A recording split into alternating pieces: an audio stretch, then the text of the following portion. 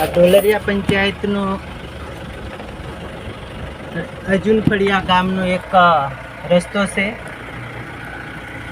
એ છેલ્લા 15 વર્ષથી ગામનો એક જ સરપંચ હોવા છતાં આ રસ્તાની હાલત તમે જોઈ શકો છો.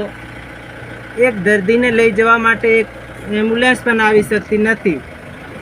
તો હર માણસ જ્યારે કોઈ ગંભીર એમરજન્સી કોઈ સેવા લેવા હોય તો એમ્બ્યુલન્સની પણ સુવિધા નહીં.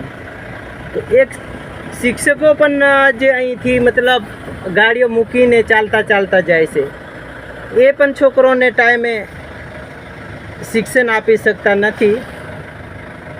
તો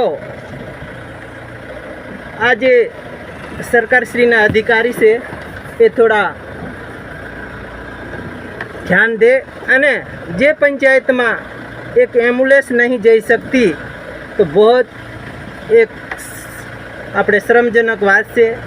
છેલ્લા 25 વર્ષથી એક જ સરકાર હોવા છતાં એક એમ્બ્યુલન્સ કેમ નહીં જઈ શકતી, એ મારે આજે પૂછવું છે.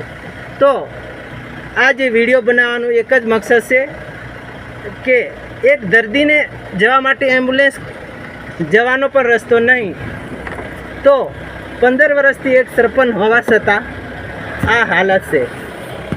તો સરકારશ્રી ધ્યાન લે એવી હું વિનંતી કરું છું.